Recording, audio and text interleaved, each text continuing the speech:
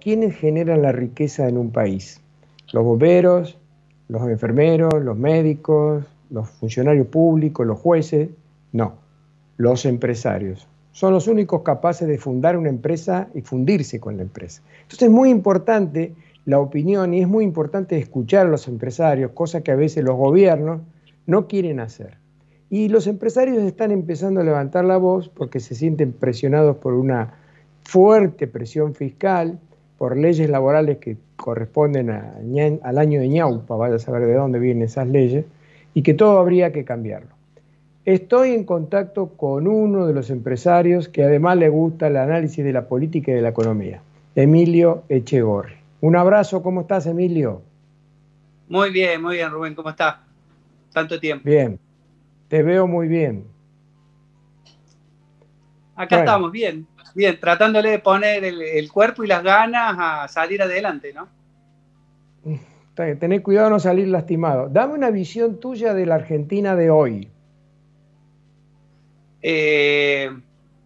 Mira, yo creo que somos un avión cayendo y estamos todos asombrados de lo que está pasando ahora, pero no golpeamos, ¿no? Todavía no chocamos con el suelo porque hay muchas cosas que nadie sabe cómo se van a resolver. El sueño es que el piloto de este avión pueda levantar el timón como pasa en las películas y lograr enderezar el avión y recuperar altura. El tema es que para eso tenemos que ver que el avión se empiece a poner plano, tenemos que ver que se hagan determinadas cosas en el avión para que genere esas condiciones para poder despegar y por sobre todo tratar de que lo que se haga no sea efímero, ¿no? Porque después consolidar un vuelo y una recuperación para llegar a una altura donde se puedan cubrir las necesidades de todos los argentinos iba a llevar tiempo, ¿no? Yo estoy preocupado, ya lo hemos hablado, creo que sin una reforma laboral profunda, sin una reforma impositiva profunda, sin un pacto social que nos ordene y nos diga dónde queremos ir, no veo oportunidad que esto pase, ¿no?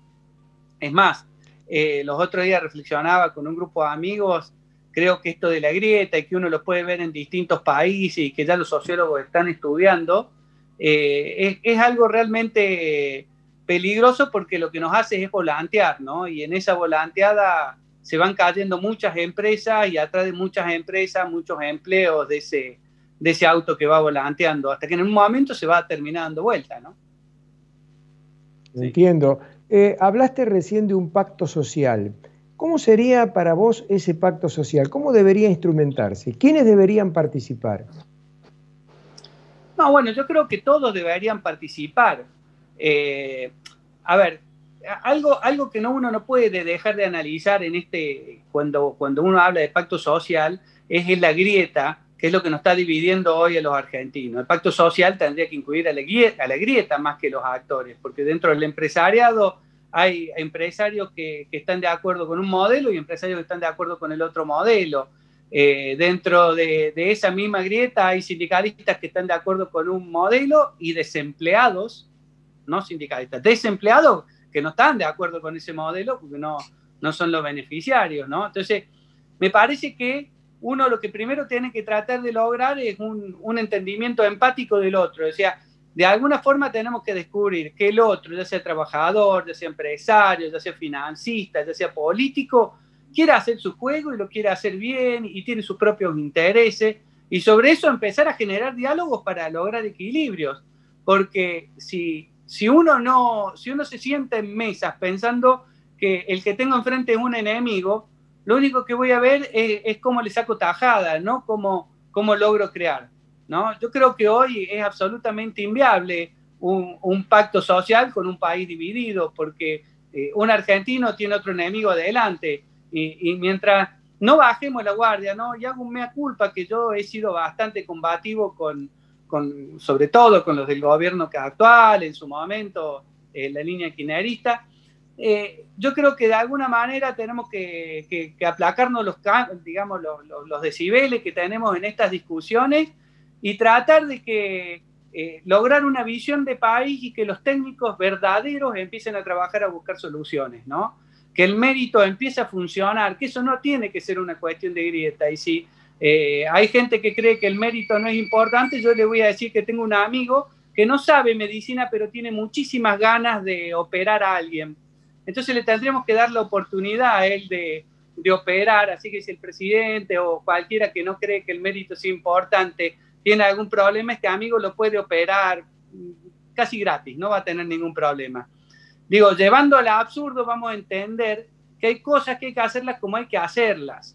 El absurdo es pensar que Argentina va a descubrir la pólvora en economía cuando el mundo ya tiene resuelto nuestros problemas y nosotros creemos que lo vamos a resolver de una manera distinta. El tema del mundo está enfrentando hoy cuestiones de grieta, pero hay cuestiones básicas que ya no se discuten. Entonces, ese es el verdadero tema que tenemos que hacer nosotros. Empezar a construir pequeños pactos para tratar de que con nuestras diferencias empezar a encontrar salidas. Si no, lo que hagamos no va a ser duradero, Rubén. No va a ser duradero. Todo es lo que nos viene pasando. Ningún pacto social de todos los que se han llamado ha funcionado, ¿no? Por eso te preguntaba cómo lo entendías al pacto social. Pero te quiero llevar a una faceta distinta, Emilio, para ver si con tu concurso lo podemos analizar un poco con más de profundidad. Hay una palabra paraguas, me parece a mí, que está por encima, sobrevolando por encima de todos los estamentos que vos acababas de mencionar recién, políticos, empresarios, etcétera, etcétera. Y es la palabra ignorancia. ¿Por qué la pongo sobre el tapete? Porque desde el punto de vista del análisis que podés hacer vos o yo o más arriba Yuval Harari sobre este problema, es que tenemos una clase política total y absolutamente ignorante, porque ignora información de cuál es la gestión, cuál es el modelo que se debe seguir para que un país crezca y se transforme en un país desarrollado, que genere riqueza para que lo disfrute la sociedad. No tienen idea, lo único que deberían hacer es tomar los 30 países más desarrollados del mundo en este momento y ver qué modelo están siguiendo, a ver si es el modelo populista con el socialismo del siglo XXI o es un modelo más liberal con el capitalismo, la economía de mercado y todo eso. Ni siquiera para responderte esto... ¿Perdón? Sí, perdóname. Yo para responderte esto me gustaría contar una anécdota muy rápida que es la relación entre Darwin y Fitzroy. Fitzroy, ¿no es cierto?, que era de la Casa Real, era el capitán del Beagle, que es con el que Darwin descubre la teoría de la evolución, ¿no es cierto? Bueno, en un momento iban charlando muchísimo, estuvieron muchísimos meses, años viajando juntos. Entonces todo esto se evolucionó y se maduró junto en charlas que ellos iban teniendo, él como el biólogo que estaba ahí arriba del barco y Darwin como y Fitzroy como el capitán. Cuando se dan cuenta de la evolución y se dan cuenta que la Tierra tenía más que los años que decía la Biblia, el problema de Fitzroy es que al poner en duda a Dios, se ponía en duda al rey y había que proteger al rey que él había jurado defender. Entonces yo no creo que sean ignorantes. Yo creo que esta gente deben tener en sí mismo una agenda de protección de lo que los sostiene en sus estados de poder o situaciones de privilegio, que es lo que le quieren defender. Porque cuando uno charla de a uno, es gente muy preparada muchas veces, pero los distintos cruces y el paradigma de poder en el cual estamos inmersos haga que, por ejemplo, nadie reconozca que hay que cambiar del paradigma de la estabilidad en el empleo al paradigma de la empleabilidad.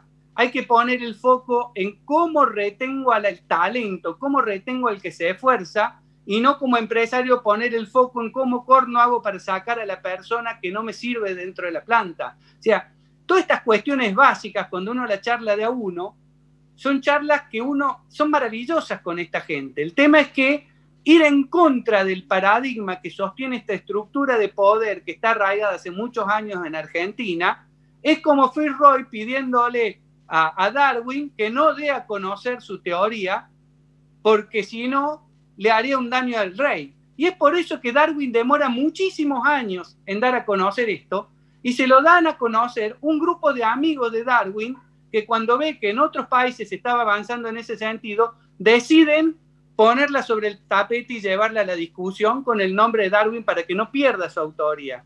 Entonces vos fíjate qué fuerte que son las presiones, que muchas veces gente con las capacidades adecuadas no tiene el marco de acción porque están cuidando privilegios.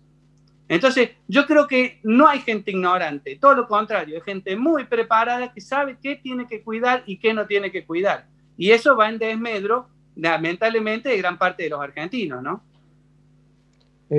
Coincido en parte, aunque creo que gente muy preparada es gente informada en algo. Por ejemplo, yo me acuerdo una vez le hice una entrevista a Atahualpa Yupanqui, hace de esto como 30, más de 40 años. Y de repente hablamos de la gente preparada, de la gente culta, y me dice, ¿a quién considera usted gente preparada y culta? Y yo le digo, bueno, los médicos, los abogados, los ingenieros. Está equivocado, jovencito, me dijo. Eso no es gente preparada, es gente informada en medicina, en ingeniería o en lo que usted quiera, pero no es gente ni culta ni preparada. Me tapó al aire, estábamos en ese momento. Yo era joven, es cierto, y me dejó taponado ahí como un alcaucil en el piso. Yo coincido en que cuando vos conversás uno a uno, están medianamente informados, no tanto preparados. Pero si ellos fueran un poquito más inteligentes, verían que el modelo que ellos preconizan para conseguir votos, y nada más que para eso, a la larga le da pésimos resultados. Y si no, fíjate en los últimos 75 años, ¿qué ha pasado con la Argentina? Es el avión que vos describías al principio, volando mal, pero siempre para abajo. En cambio, si ellos analizaran qué pasa con los países que están bien, que son desarrollados, verían que el pueblo está mucho mejor, el poder adquisitivo, la distribución del ingreso. A eso me refería yo. Pero te vuelvo a cambiar para no volvernos monotemáticos. Hay dos temas que preocupan hoy a la sociedad de acuerdo a las encuestas que uno está mirando. Por un lado la seguridad y por otro lado la economía. Tomo la seguridad. Dame tu opinión sobre este tema de que son válidas las usurpaciones porque el pueblo necesita dónde hospedarse. No, bueno, ahí estamos rompiendo los pactos mínimos de organización. Digo, hay que entender que como sociedad nos organizamos y lo primero que hacemos son los primeros pactos entre nosotros. Che, no nos vamos a comer entre nosotros. No nos vamos a atacar para saquearnos. No nos vamos... Digo, permanentemente nos ponemos límites para cuidarnos. Uno de esos límites que fue concebido como principio de libertad básico es el derecho a la propiedad privada y es lo que ha hecho prosperar al mundo, ¿no? Una propiedad privada dinámica donde se puede comprar, vender la tierra, comprar otra cosa, comprar placer, comprar futuro, comprar cualquier cosa. Pero la esencia es la propiedad privada, porque en la propiedad privada radica la opción de libertad de yo hacer lo que quiero con el fruto de mi trabajo, ¿no es cierto? Entonces, cuando empezamos a vulnerar la propiedad privada, empezamos a ir hacia el país donde hablábamos recién, que el mérito no importa, todos merecemos algo. Y hay distintas formas de robar, porque un Estado que pone impuestos insensatos para premiar a gente que no hace ningún tipo de esfuerzo, ¿no es cierto? Es una forma de robar con el poder del Estado. Un Estado que avala tomas de tierra, volvemos a tener esa situación. Y eso es lo que hace, es generar más inseguridad, que las cosas ya no valen, porque mi casa vale, porque yo tengo una escritura que me la defiende el Estado y me dice que esta casa es mía, y por eso vale, y por eso la puedo vender. Cuando ya cualquiera que la tome puede ser dueño de esa casa, ya mi casa deja de valer. Porque me la pueden tomar cuando yo salga un fin de semana de vacaciones con mi familia. Entonces ya las cosas pierden su valor, los autos pierden su valor. Es lo mismo que permitamos robar autos, que permitamos robar comida, que permitamos robar cualquier cosa. La verdad que es muy triste que el Estado de Derecho, que esto que tan difícil fue construir y lograr acuerdos, que fue nuestra Constitución Nacional y con toda la lógica de un código civil muy moderno para su momento, lo estemos dejando de lado para tener esta cosa sui generis de todo vale, ¿no? Porque lo que hace es empeorar la parte económica que vos también hablabas, ¿no? A ver, Emilio, si yo no puedo ser dueño... Emilio, mira, Si ahí yo me no, acaba de avisar Pancho Luján que nos quedan pocos 30 segundos. Como siempre nos pasamos, pero bueno, es un placer charlar contigo. Pero dame una definición, me gustaría tuya de este tema. ¿Ha crecido la inseguridad en la Argentina producto de un poder judicial que tiene terror a punir, a aplicar penas, a castigar a los delincuentes? ¿Cómo lo ves vos? pero Breve. absolutamente, absolutamente, el desapego a las leyes que tenemos es generalizado, pero no solamente en la violencia interpersonal, es generalizado en todo. Tenemos leyes ridículas que no puede cumplir nadie y leyes sencillas que no hacemos cumplir.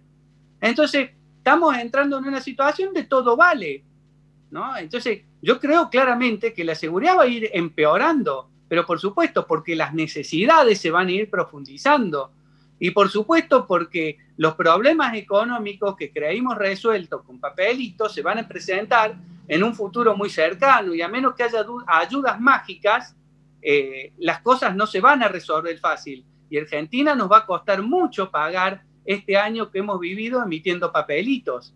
¿No es cierto? Es una realidad que tenemos que afrontar y hay riesgo mucho más grande que pagar los costos de esto, que la ayuda que venga, esa ayuda mágica venga de China o de Rusia, países donde las libertades personales no están garantizadas y que empiecen a traer sus políticas de ese tipo de características a cambio de esto.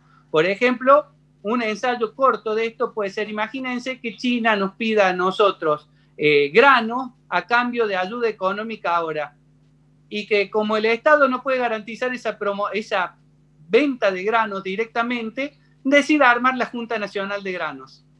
Digo, son cosas que Está bien, parecen descabelladas, pero son un caminito de buenas intenciones para salir adelante. Es como el está médico bien. que mató de medicamentos a una persona tratándole de solucionar los dolores que iba teniendo inmediato en vez de ir al problema de fondo, que es que Cierto. Argentina tiene que ordenar su economía y tener un sector privado fuerte, dinámico y pujante, con una meritocracia clara y un cuidado de los que están afuera.